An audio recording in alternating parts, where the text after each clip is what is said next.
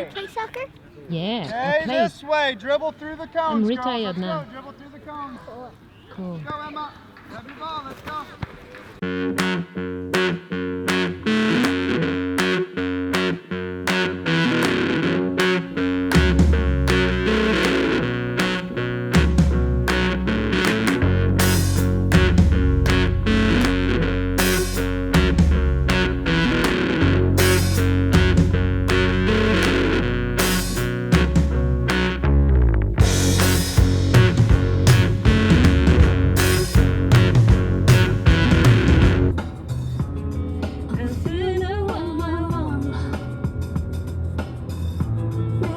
Il va falloir se mettre à l'américain.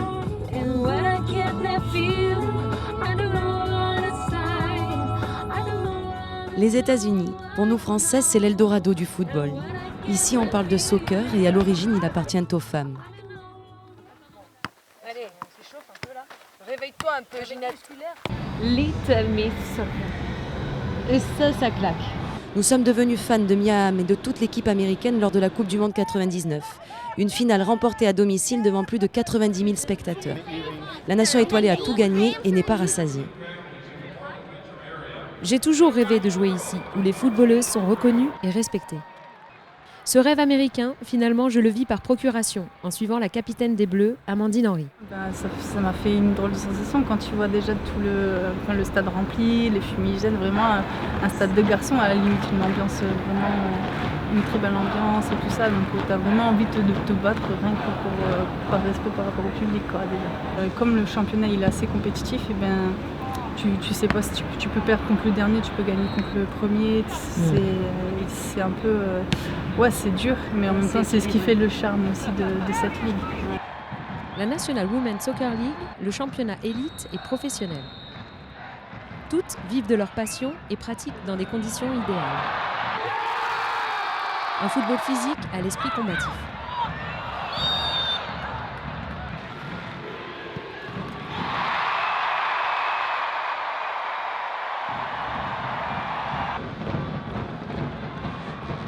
The stadium is full like that? Or No, always. Of... I think it holds 22,000 and usually 18,000. They have a song for every player and it's like no other place in the world.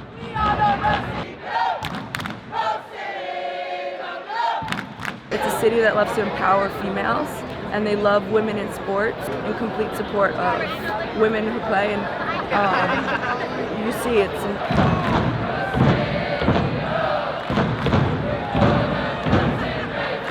These are amazing athletes, and these amazing athletes need support.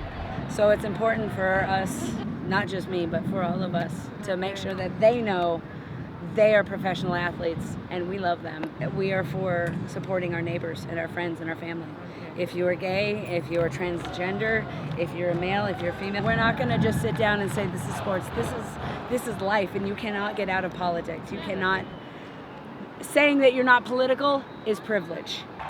Paradoxalement, les internationales américaines, égéries mondiales et athlètes en puissance, restent encore moins bien payées que les hommes. Elles viennent d'assigner en justice la fédération afin d'exiger l'égalité salariale. Engagées sur les terrains comme dans la société, ces rôles modèles donnent des ailes aux jeunes filles. La popularité du soccer est incontestable. À Portland et ailleurs, nous les avons vues dès le plus jeune âge faire de chaque parc un terrain de jeu. Je ne veux pas travailler, non, je ne veux pas travailler. C'est quoi Hollywood Soccer? Hollywood. Rude? Non. Si, je te jure, c'est Hollywood. Là, le terrain des petites du club de Hollywood. Mais c'est un terrain vague. Non? C'est leur terrain à eux. We're called a club, but we're a recreational club. Every kid typically starts there, like around age 5. From there, they'll go, play a little bit more competitive. They definitely have club teams, but there are more competitive clubs, and you pay more money. Direction, good job. Everybody's running around a circle. Maybe some people should run around in different directions. I feel like with soccer, you have to use two parts of your mind because you have to kick the soccer ball and have the soccer ball in vision, and also you have to be running. And for football, you just have to hold it, and it's kind of easier. But for soccer, you have to really you have to kick it, but also keep control of the ball. On my head. Je viens de perdre un tampon.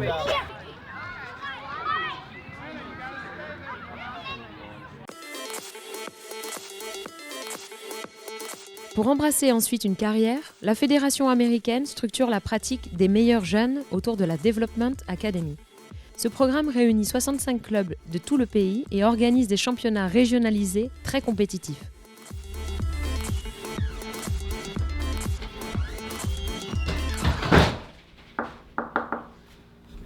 Hello. Nobody there? C'est un club qui gagne assez souvent. C'est fou ça. Nous venons assister à l'entraînement de l'Eclipse Select Soccer Club dans la banlieue de Chicago. Plus de 600 joueuses y font leur classe. Je sais pas lequel est-ce, hein, évidemment. C'est la plouf à chaque fois, on fait des paris. Plouf, alors Je pense que c'est celui qui est sur le terrain, puisque c'est censé être le président-entraîneur des U18, U19. We played on Saturday, so Sunday was recovery day. Yesterday was the off day. Today we'll start to get back into it. Tomorrow's the higher intensity level, and then Friday will be game prep. The level for the DA and the ECL is high, so the games are very competitive, very physically demanding, tactically getting better, technically gradually getting better. The goal is to prepare that girls to play for Chicago Red Stars. Yes, that is the goal. I think our goal is to, one, make sure the players have a positive experience with the sport. Two, try to help them develop and reach whatever their full potential is going to be. 3-2. Put it again. Come on, guys.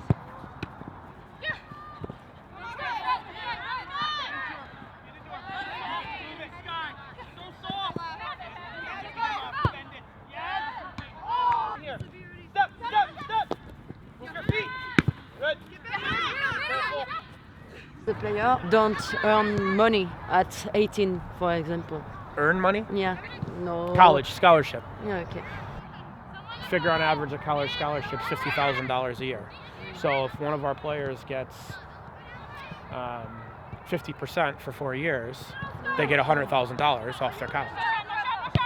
A lot of them use soccer to pay for universities. Ah, ok. Le haut niveau se paye. L'accès à ce type de club coûte entre 3 000 et 6 000 $ par saison. La suite se passe à l'université, sas de détection des futures joueuses pro.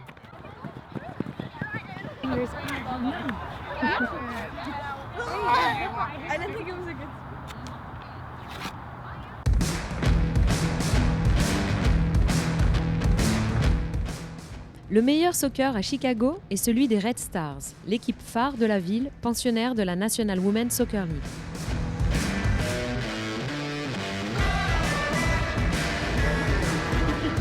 On a un petit peu d'avance, on va patienter parce que quand même c'est un gros bonnet.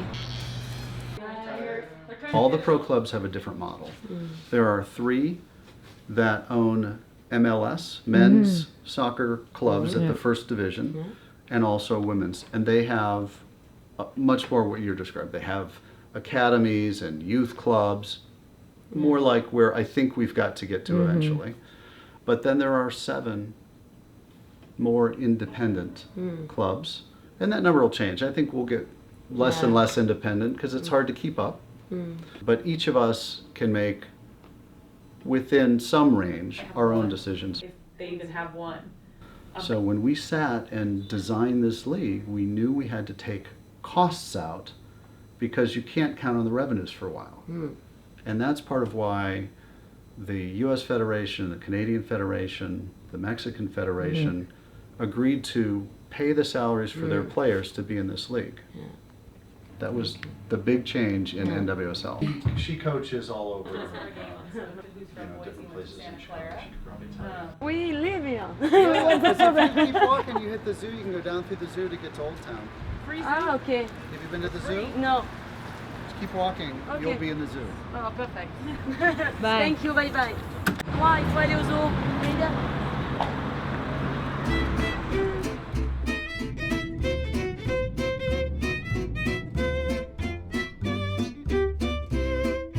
Pour la première fois en 2017, une chaîne de télévision a acheté les droits du championnat pour 3 ans.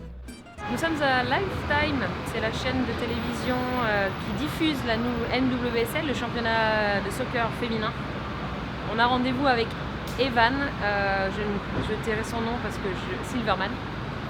Parce que d'un coup, j'ai eu... Parce que j'ai oublié. Et là, on est évidemment avec une tête connue. Amandine Henry, championne de National Women's Soccer League, saison 2017.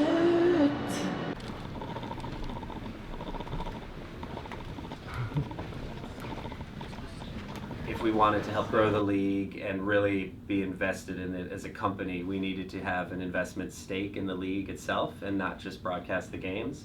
We actually bought a stake in the league. We own 25% of the National Women's Soccer League. If we just were in this for 2 or 3 years and didn't have a long-term stake in it, it wouldn't make any sense. This is about 5 years, 10 years, 20 years down the road.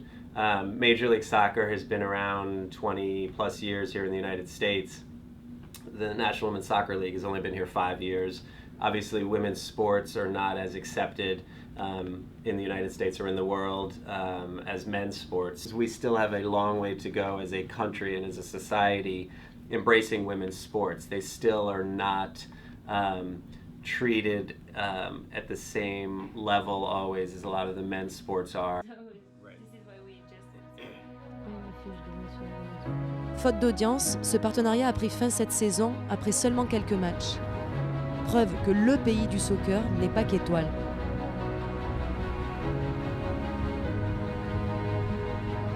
Je sais pas, là j'ai pas l'accroche. Pile poil le moment du départ du bateau pour retrouver Manhattan et monter dans le Bronx. On va aller à la rencontre des jeunes filles qui jouent au football avec l'association South Bronx United. C'est assez simple comme architecture. C'est assez anodin, on voit ça partout. Aux États-Unis, à l'inverse du reste du monde, nous constatons que la pratique du soccer de haut niveau appartient essentiellement aux riches et aux blancs.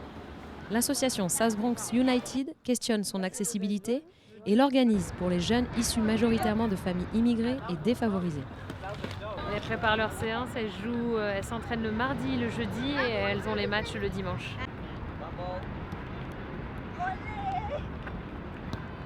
Places like since I was 6, so 6. So I guess How old are you? I'm 13. Wait.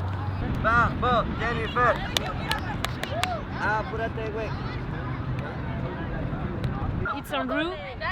It's Andrew. We're working on a documentary, right? Exactly. About women and girls soccer around the world. I just want to make sure you know who these strange people are. It's not just about soccer, it's about creating better people. So it's about development on and off the field. So the girls that are in this program, they have to not only do soccer training, but they have to do academic tutoring as well for their classes. So Mondays and Wednesdays they're in the classroom, and Tuesday, Thursday they're out here training for soccer. This area has the highest poverty rate in the whole country. The whole United States here, there's a 49% child poverty rate. A lot of them are coming from difficult situations at home or their community. Some kids never played soccer before, but need something to do during after-school time. There's a big lack of after-school programs. Some kids that love soccer, a kid from Ivory Coast, Nigeria, Jamaica, Mexico. When those type of, I guess, resources are kind of hard for you to attain, it is harder for you to navigate in the soccer world in America, especially as a woman. 1, 2, 3, FBO! Nous profitons du week-end pour accompagner Chelsea à son match.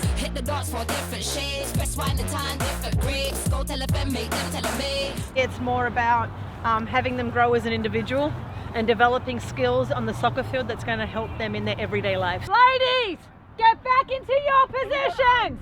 So it's good for them to have that development and that self-worth, that self-confidence, and being able to overcome that. And especially when you play a sport like soccer, which is male-dominated, now you can actually feel better about yourself that you can do anything.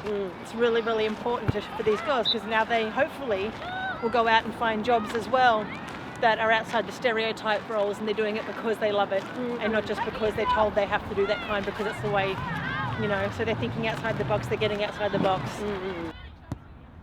¿Puedes decirnos de dónde Son, sí. Tenemos niñas de México, de Colombia, de Ecuador. Where are you from? Chile and Peru. Oh, Chile y Peru. Wow. Qué mixo. I feel like it's like a door to many opportunities because they've given me so many opportunities. Andrea, you have a person They've to sit given me with, another assistant coach. like experiences that I would have not had if it weren't for South Bronx United. I think it's like it kind of put me on a different path, but like a better path. 2, 3, SVU! Good stuff, ladies. Gabby, awesome.